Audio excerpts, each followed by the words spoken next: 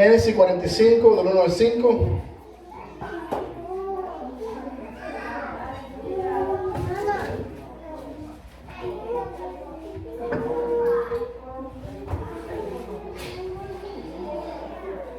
Amén. ¿Todos lo tenemos, hermano? 45, Génesis capítulo 45, del 1 al 5. Cuando todos lo tengamos, nos ponemos de pie y leamos la palabra de Dios. Amén, hermano. Gloria a Dios. ¿Todos lo tenemos, hermano? Si no lo tiene, yo lo espero, no hay prisa. Amén. Leemos la palabra de Dios para gloria del Padre, del Hijo y del Espíritu Santo. No podía ya José contenerse delante de todos los que estaban al lado suyo, y clamó: hacer salir de mi presencia a todos. Y no quedó nadie con él al darse a conocer José a sus hermanos. Entonces se dio a llorar a gritos, y oyeron los egipcios, y oyó también la casa de Faraón. Y dijo José a sus hermanos: yo soy José, ¿vive aún mi padre? Y sus hermanos no pudieron responderle, porque estaban turbados delante de él. Entonces dijo José a sus hermanos: acercaos ahora a mí. Y ellos se acercaron, y él dijo: yo soy José, vuestro hermano, el que vendiste para Egipto. Ahora pues, no entristezcáis, ni os pesé de haberme vendido acá, porque para preservación de vida me envió Dios delante de vosotros. Gracias, Señor, por tu palabra, en el nombre del Padre, del Hijo y del Espíritu Santo. Amén. Mire, aquí, todos los que estamos aquí, hemos leído la historia de José. Amén. Sabemos que Jacob tenía 12 hijos. De los 12 hijos, estaba José y Benjamín, que fue el Benjamín que tuvo en su vejez. Amén. Hermano, el tiempo está avanzado, no se preocupe, un par de minutos y nos vamos. Amén. Y tuvo 2 hijos en su vejez, que fue Benjamín y fue José. José y Benjamín, porque José era el antepenúltimo ya. Y vemos cómo la palabra de Dios nos enseña a nosotros que José empezó a tener sueños. Tuvo unos sueños que habían 12 manojos que se doblaban delante de él. Y sus 12, sus 11, sus 10 hermanos, eran 12, pero Benjamín no estaba ahí. Sus 10 hermanos, la palabra de Dios me enseña que Jacob, era intérprete de sueños. Amén. Pero me enseña que los 11 hermanos también eran intérpretes de sueños. No digo Benjamín porque estaba muy pequeño en ese momento. Cuando él le cuenta el sueño a sus hermanos, los 10 hermanos de él le dieron la interpretación de una vez. Amén. ¿Se lo leo o lo han leído? Amén. Luego tiene otro sueño, que hay 12 estrellas. Y las 12 estrellas se postran delante de él. Entonces la luna y el sol, 12 estrellas y la luna y el sol estaban. Y Jacob, él dijo el sueño delante de Jacob. El otro sueño fue delante de sus hermanos. Cuando da ese sueño delante de Jacob, Jacob le dice, porque era un intérprete de sueños. Amén. Y le dice a José: hey, ¿qué sueños son estos? ¿Cómo es que tu madre y yo venimos a postrarnos y tus hermanos vendrán a postrarse delante de ti? Pero la palabra de Dios me enseña que sus hermanos le tenían envidia a causa de sus sueños, pero Jacob meditaba en ellos. Amén. Vemos que la palabra de Dios nos enseña a nosotros que Jacob amaba más a José que a sus otros hermanos. Cuando usted escudriña la Biblia, usted se da cuenta por qué amaba a José más que a los otros hermanos. Amén. Los otros 10 eran 10 rebeldes. 10 rebeldes desobedientes, tercos, no escuchaban a su papá, no le obedecían a su papá. Y había algunos de ellos, o uno de ellos, Rubén, que se acostó con una concubina de Jacob. Amén. Eran ese tipo de personas. Y ese tipo de personas que tuvieron ahí, los 12, Dios obró en la vida de ellos de una manera tal que cuando usted en la Nueva Jerusalén, usted lo encuentra a ellos ahí. Amén. Hay 24 ancianos, 12 se cree del nuevo tiempo, mencionando los 12 apóstoles, y los 12 patriarcas. Fueron personas perversas y personas malas en su momento, pero en su momento se arrepintieron. Y lo que la palabra de Dios me enseña es que quien se arrepiente, Él no lo echa fuera. No importa lo pervertido, lo perverso que haya sido, lo malo que haya hecho. En el momento que se arrepiente a Dios, Dios lo perdona. Eso es una virtud que Dios tiene, que es increíble. Hay personas que no entienden. Personas que he hablado con personas, le digo a una persona, mira, si Hitler, que mató tantos judíos, en el último momento de su vida se arrepiente de corazón, Dios lo perdona. Y dice, pero ¿cómo es que Dios va a hacer eso? No es bueno, no es misericordioso. Que una persona se pase toda su vida como aquel ladrón en la cruz, que estaba crucificado allí, se pasó toda su vida desperdiciada. Se salvó como pasado por el fuego. Pero se salvó. En el último momento de su vida clamó misericordia y le encontró. Clamó perdón y se le dio. Y el otro estaba ahí y no clamó por perdón. ¿Por qué? Porque no creyó. Vemos como Jacob manda a su hijo José, le dice, ve a ver en qué está tus 10 hermanos. Va a verlo. Cuando llega allá de los 10 hermanos, dice Judá, hey, agarramos a José y vendámoslo, metámoslo en una cueva, matémoslo, hagamos algo con él. Rubén le dice, no lo mate, déjalo vivo, lo meten en una cueva. Vienen los amalecitas, se lo venden a los amalecitas. Vendido por su propio hermano por 20 monedas de plata. Cuando usted lee la palabra de Dios, la Biblia me enseña que eran 12 hermanos. Amén. De los 11, habían 11. José tenía 17 años para ese entonces. Los otros eran más adultos. Y como le dije al principio, esos 10 que estaban ahí interpretaban sueños. ¿Por qué Dios no eligió a uno de ellos para pasar por ese momento si no eligió a José? Usted no se ha preguntado a veces que hay personas cercanas a usted, lejos de usted, hermano de usted, que a veces hablan mal de usted. Amén. Eso usted nunca se lo va a quitar. Gócese cuando eso le pase, pero aprenda a perdonar. Amén. Acompáñenme a Mateo 6, 14 y 15. Le voy a leer un hermoso pasaje bíblico. Mateo 6, 14 y 15. Se lo voy a leer. Le voy a leer el 12 para que entienda un poquito de dónde vamos. Y dice, le voy a leer el 11 para que entienda mejor. El pan nuestro de cada día, dásnoslo hoy. Y perdónanos nuestras deudas, como también nosotros perdonamos a nuestros deudores. Amén. Pero mira lo siguiente. Y no nos meta en tentación, mas líbranos del mal. Porque tuyo es el reino y el poder y la gloria por todos los siglos. Pero viene lo más importante. Porque si no perdonáis a los hombres sus ofensas, os perdonará también a vosotros vuestro Padre Celestial. Mas si perdonáis a los hombres sus ofensas, mas si no perdonáis a los hombres sus ofensas, tampoco vuestro Padre os perdonará. Ok. Acompáñenme en Mateo 18.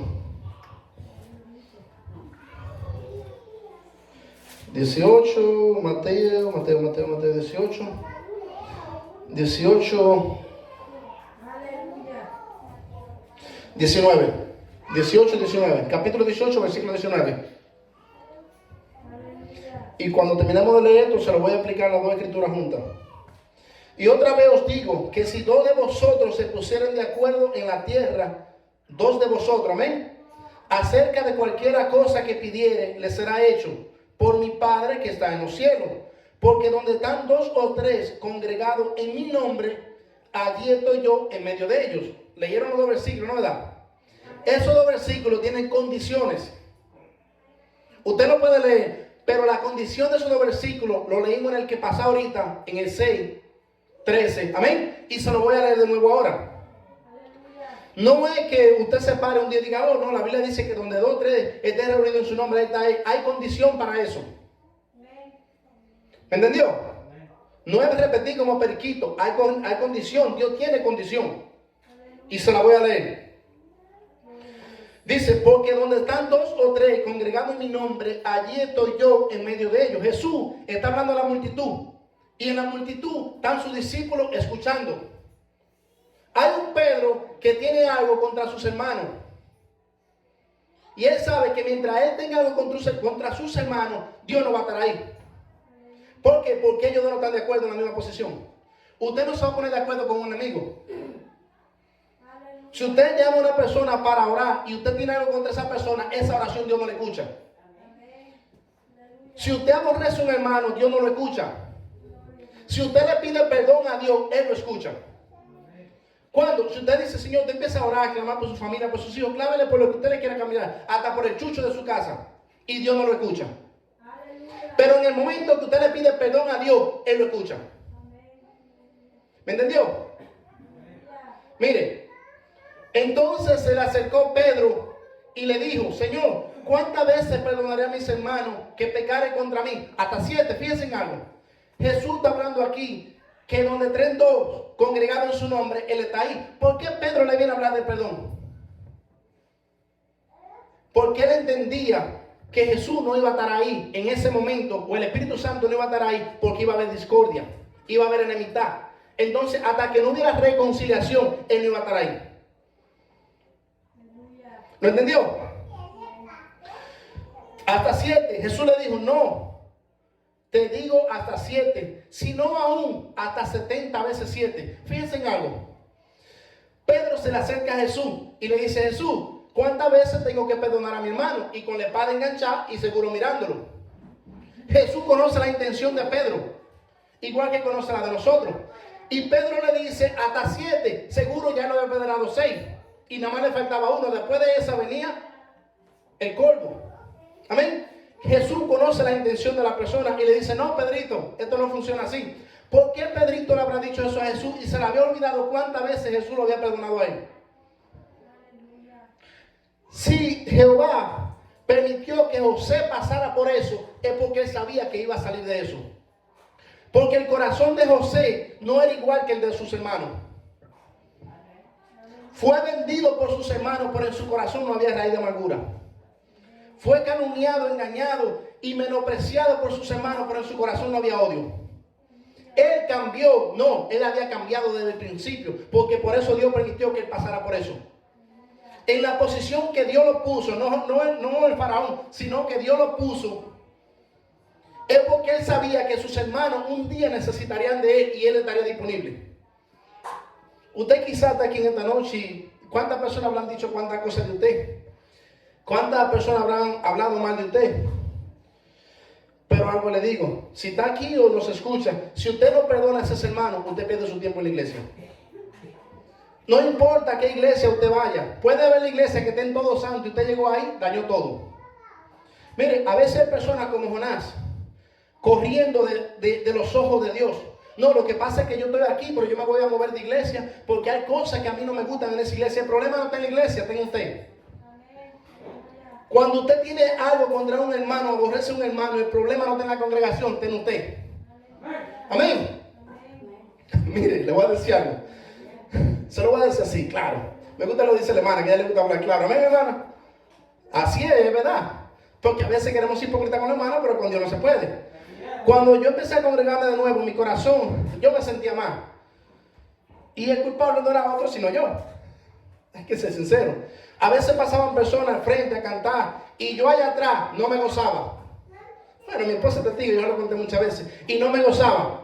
Cuando pasaba cualquier persona que yo en mi corazón no quería saber de esa persona, yo no me gozaba. Y me ponía a leer la Biblia, bajaba la cabeza, miraba para los lados. ¿Qué es lo que va a cantar? Este hermano, esta hermana, ¿qué es lo que va a decir? Y de repente me empecé a dar cuenta que llegaba al culto y no me gozaba. Y entendí, el problema no es el hermano o la hermana, el problema soy yo. ¿Por qué yo voy a buscar en otro los problemas de mí? Y entendí que Dios no tiene que tratar con esa persona, sino conmigo. Porque a veces queremos en la iglesia que Dios trate con otra persona y Dios tratando con esa persona y no le pedimos que trate con nosotros.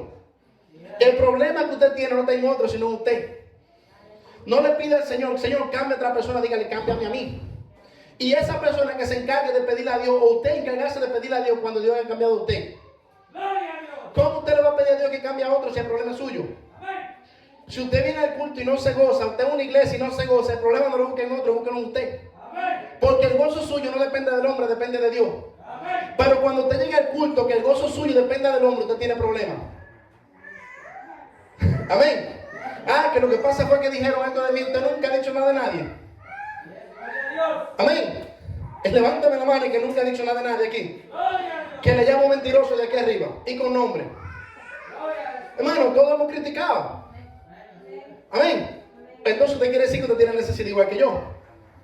Amén. Usted tiene su cruz, la hermana habló de la cruz. Usted tiene su cruz, no quiera que haga de la de otra, que haga de la suya. Queremos ayudarle a otro con la cruz, nosotros sin nada.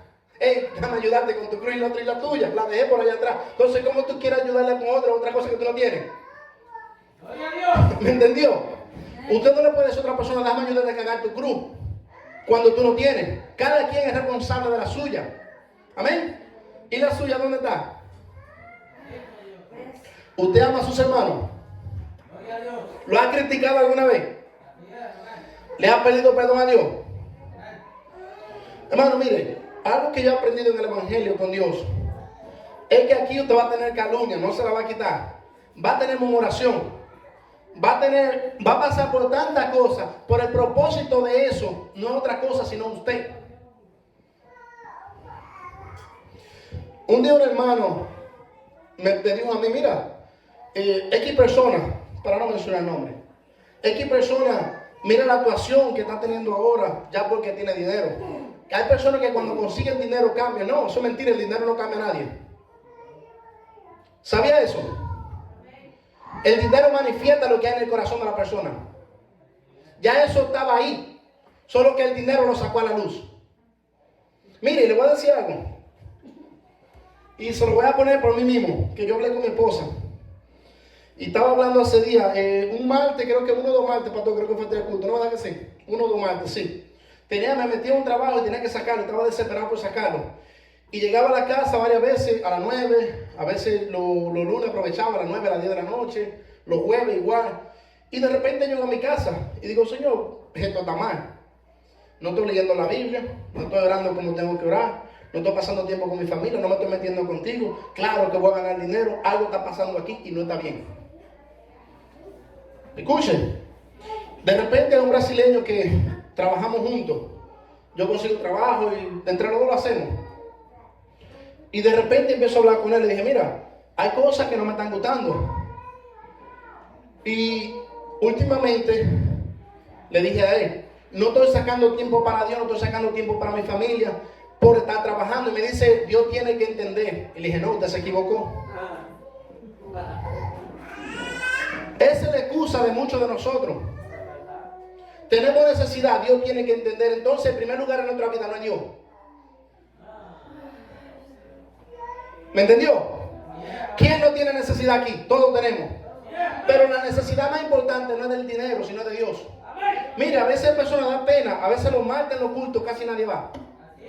Los viernes en los cultos casi nadie va. Usted ve, gloria a Dios por el hermano Adán y algunos otros que van. Amén. Pero pocos hermanos van. ¿Por qué? Por esto. Todos tenemos responsabilidad. Y yo me puse a hablar con el Señor. Le dije, hablando con el brasileño, le dije, oye, esto está mal. Le digo yo, pero ¿cómo es eso? Que Dios te tiene que entender. Y me dije yo, no, papá, la cosa no funciona así. En primer lugar, en nuestra vida tiene que ser Dios. Y si Dios lo ocupa en el primer lugar, otra cosa lo ocupa. Y Dios es celoso. Amén. Y le dije a mi esposa, de aquí para allá no cojo trabajo más. Y vuelvo y le repito, se gana dinero. ¿Pero a costa de qué? ¿Cuántas personas se descarrían y dejan de venir a la iglesia allá por el dinero? Lo que pasa es que me está saliendo mucha bendición, no, mucha maldición. Porque la bendición más grande que tenemos es la salvación. Amén. Miren, yo no le hablo por otro, le hablo por mí. Mi esposa es testigo. Y me senté a hablar con ella y le dije, yo no voy más a esto. Que me salga más trabajo, pero yo no voy a estarme pidiendo los cultos ni pidiéndome mi comunión con Dios. Porque ni siquiera orando estaba. No estaba leyendo la Biblia, no estaba buscando de Dios, no estaba pasando tiempo con mi familia. ¿Buscando qué? Hermano, buscando dinero. ¿Usted trabaja por el dinero o no? No me diga que le gusta trabajar. Amén. Usted trabaja por su dinero. Y cuando usted ve el chequecito que le pagan, hasta lo se ríe. En las semanas se la pasa murmurando, pero cuando cobra está contento. Amén. ¿Y su comunión con Dios cómo está? Imagínense que ese arrebatamiento usted fajado trabajando porque se descuidó su vida espiritual. Mire, cuando una persona tenga el primer amor, hermano, mire, lo más importante es Dios. Pero cuando empieza a perder el primer amor, hay otra cosa que ocupan el lugar de Dios. Amén. ¡Gloria a Dios! Miren, a veces cuando usted le toca los materiales a los hermanos, se enojan, se ponen serios. Dicen, lo que pasa es que todos vinimos aquí a este lugar a buscar dinero. Sí, todos vinimos a buscar dinero a este lugar, pero no podemos descuidar nuestra vida espiritual por el dinero. Otras personas se han descarriado pensando en la avaricia de este mundo. Amén. Gloria a Dios. Vamos a mensaje. Gloria a Jesús. Miren, y este hombre vemos cómo pasó todo lo que pasó.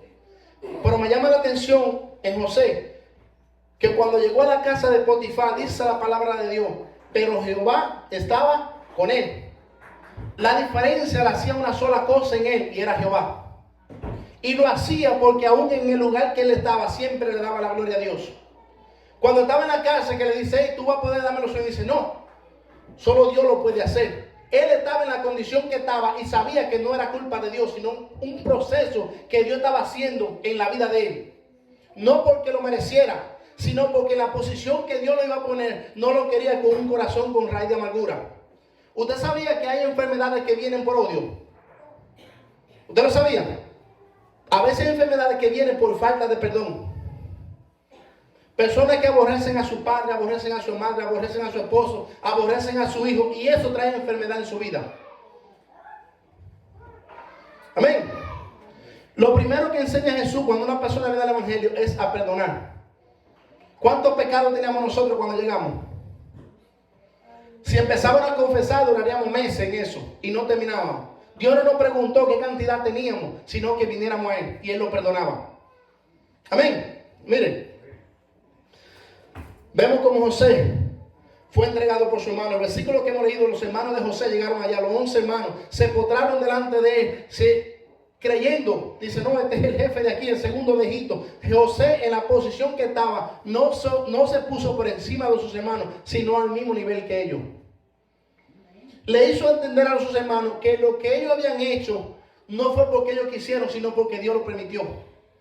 Porque Dios estaba mirando el futuro, que un hambre iba a llegar y el que lo iba a sustentar era José. Cuando vio a sus hermanos, no lo vio con odio ni con rencor. Lo único que José quería saber de sus hermanos era si habían cambiado. Amén. Habían pasado como 13 a 15 años de que lo habían entregado, y cuando llegaron verdaderamente habían cambiado. Usted sabe que la prueba cambia a la persona. Amén. Usted sabe que hay tribulación que cambian a la persona. Mire, hay dos formas de aprender en la vida, de los consejos y de los tropezones. Amén. Cada quien elige cómo aprender. Aquí en la Biblia tenemos enseñanza. Si la seguimos, no tenemos que pasar por muchas cosas. Si no la seguimos, tenemos que pasarla. Amén. No lo decide Dios, lo decide usted. Pongámonos de pie, hermano. Pero algo le digo, usted puede venir, mira, a todos los cultos. Y si aborrece a un hermano, aborrece a un familiar, por más que usted ore y llore, Dios no lo escucha. Amén. A menos que se arrepienta. Gloria a Dios. Démosle gracias al Señor, hermano. Decimos, amado Dios y Padre Santo, te damos gracias en esta noche, Señor.